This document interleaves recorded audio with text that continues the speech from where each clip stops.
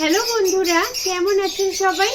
আশা রাখছি আপনারা প্রত্যেকেই যে যেখানেই আছেন ভীষণই ভালো আছেন এবং ভালো আছে আপনাদের প্রত্যেকেরই পোষা পাখিগুলিও। আমি মৌসুমী, এই মুহূর্তে আরও একটা নতুন ভিডিওতে আপনাদের সকলকে জানাই স্বাগত। আজকে কিন্তু আমি রয়েছি আমাদের পাখির ফার্মে, আর পাখির ফার্মে বেশ কিছু ভালো খবর আর বেশ কিছু দুঃখজনক ঘটনা শেয়ার করব আপনাদের সাথে। তো চলুন আমরা একসাথে যাই আর সমস্তটা শেয়ার করি আপনাদের। সকলেই বলেন যে শেষ পাতে মিষ্টি মুখটাই ভালো, তাই প্রথমে আমি খারাপ সংবাদটা দিয়েই শুরু করব। প্রথম আমি পাখির ঘরে এসেই যেটা দেখলাম সেটা চলুন দেখাই আপনাদেরও। এই যে পায়রার কলোনিতে রয়েছে পায়রাগুলো, সেখানে লক্কাগুলোকে রাখা রয়েছে, আর আমরা বেশিরভাগটাই এখনো অবধি ফিমেল বলেই ধরে নিয়েছি। সেই ঘরে আমি এসেই দেখতে পেলাম একটা ডিম রয়েছে। এই যে দেখতে পাচ্ছেন একটা ডিম রয়েছে, ডিমের কিন্তু বেশ কিছুটা অংশ ক্র্যাক হয়ে গেছে। আমি বুঝতে পারছি না সঠিকভাবে যে কোন পাখিটা এই ডিমটা দিয়েছে, তবে আমি আশা করছি এই পাখিটা এই ডিমটা দিয়েছে, এই লক্কাটা। তার কারণ আমি যেই মুহূর্তে এই ঘরে আসলাম সেই মুহূর্তে কিন্তু ডিমের কাছাকাছি এই পাখিটাকেই দেখতে পেয়েছি। হয়তো ওপরে বসে ডিমটা দিয়েছে বা কোনো কারণেই হোক ডিমটা ফেটে গিয়েছে।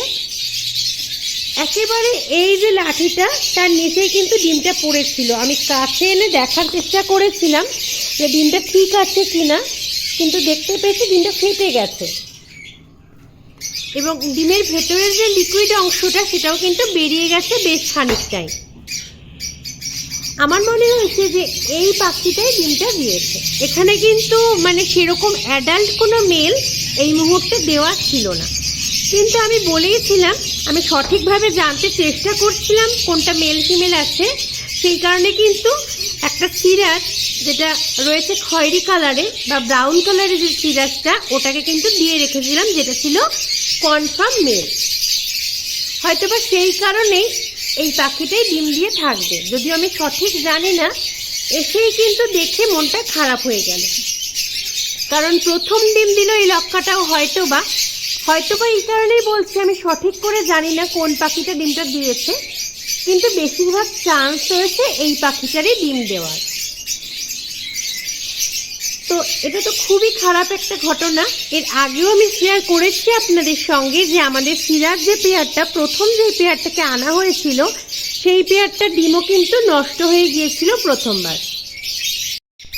আমি যেহেতু পাখির উপরে ঘরে রয়েছি, আমাদের মুরগিগুলোর ফার্মটা আলাদাই, মুরগিগুলোকে রাখা হয়েছে আলাদা একটা ঘরে, সেই কারণে আমি দেখাতে পারলাম না এই মুহূর্তে মুরগিগুলোকে।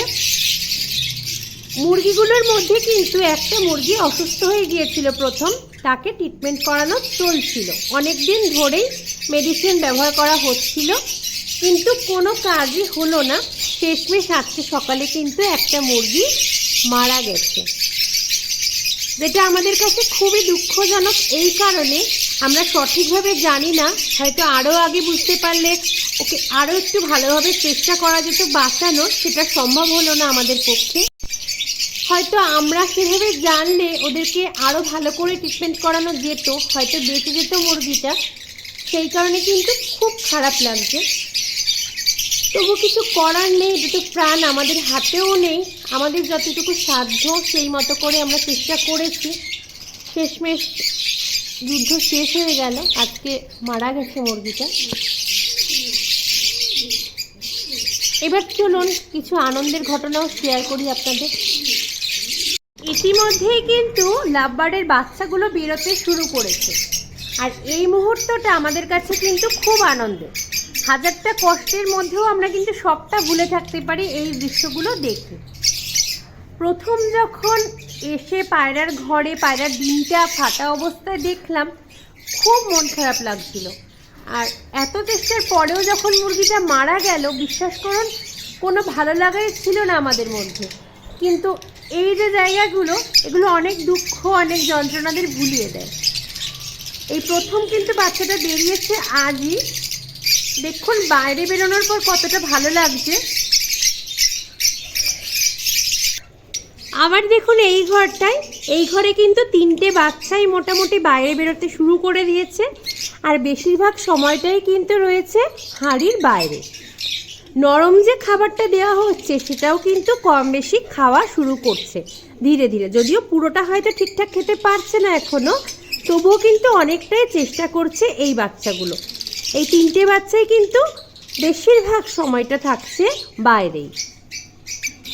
এই ঘরটাতেও দেখুন, এখানেও কিন্তু 2টো বাচ্চা বেরোতে শুরু করেছে, যদিও এখনো অনেকটাই ছোট আছে। এই বাচ্চাটাই সবচেয়ে বড়, যেটাকে আপনারা দেখতে পাচ্ছেন এই মুহূর্তে, যেটা ভায়োলেট পার্বলু অপালাইন রয়েছে, সেটা কিন্তু বেরোনো শুরু করেছে, নিজে নিজেই বেরোচ্ছে, ঢুকছে। এই বাচ্চাটা যেটা ঠিক তার ওপরেই রয়েছে দেখুন কোবাল্ট অপালাইন, এই বাচ্চাটা কিন্তু সবসময় বেরোচ্ছে তা নয়, এটা অনেকটাই ছোট বাচ্চা। এটা আমি শুধুমাত্র হাঁড়ি দেখতে গিয়েই ও বেরিয়ে পড়েছে। আরও একটা ছোট বাচ্চাও রয়েছে দেখুন, যেটা এই মুহূর্তে বাইরে রয়েছে। আমি চেষ্টা করছি দেখিয়ে দিতে। এই যে এই বাচ্চাটিও কিন্তু কম বেশি বেরোনোর চেষ্টা করছে। ও বেশিরভাগ সময় কি করছে, এই যে হাঁড়ির সরাটা আমরা ব্যবহার করি এর ওপরে উঠে যাচ্ছে।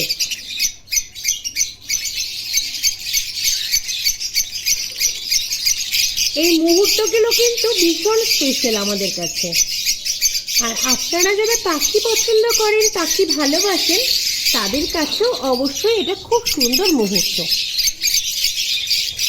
এরা কিন্তু এখনো খুব ভালোভাবে ওরা শেখেনি, খাওয়াও শেখেনি সঠিকভাবে।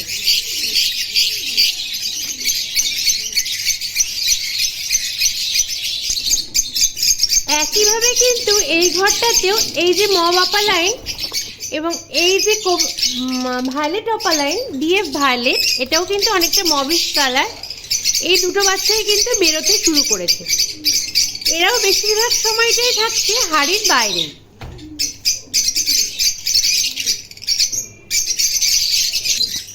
এই ঘরে দেখুন, এই ঘরেও কিন্তু একটা বাচ্চা বেরোতে শুরু করেছে, আরও একটা বাচ্চা রয়েছে হাঁড়ির মধ্যে।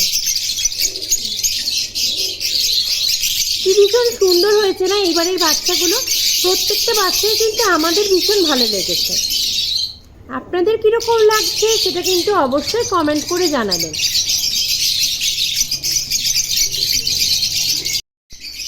ভালো মন্দ সব কিছুই কিন্তু যা যা শেয়ার করার ছিল আপনাদের সাথে, পুরোটা শেয়ার করে দিয়েছি আপনাদের সাথে। আমি জানি এই যে পায়রার ডিমটা ফেটে যাওয়া, মুরগিটার মরে যাওয়া, এই সমস্ত কিছু আপনাদেরকে ব্যথিত করেছে। সাথে কিন্তু যাতে আপনাদের মন খারাপটা বেশিক্ষণ না থাকে, তার জন্য কিন্তু বাচ্চাগুলোকেও দেখিয়ে দিয়েছি। রং বেরঙের এই বাচ্চাগুলো দেখে আশা করছি আপনাদের প্রত্যেকেরই ভীষণ ভালো লেগেছে। আমরাও জানেন তো, এই সমস্ত ঘটনাগুলো যখন ঘটে বিষণ্ণ হই, আতঙ্কিত হই, কিছুটা থমকে যাই।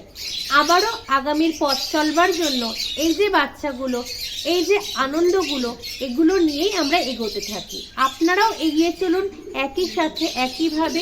সুন্দর হোক প্রত্যেকের আগামীর পথ চলা, এই আশা রেখেই আমি আজকের ভিডিওটা শেষ করব। খুব শিগগিরই দেখা হবে আপনাদের সাথে পরবর্তী কোনো ভিডিওতে। ততক্ষণের জন্য সকলে খুব ভালো থাকবেন, সুস্থ থাকবেন, যে যেখানেই রয়েছেন খুব সাবধানে থাকবেন। আর এতক্ষণ ধরে সাথে থাকার জন্য সকলকে জানাই আন্তরিকভাবে ধন্যবাদ। সাথে থাকবেন সকলে AM বার্ডসের।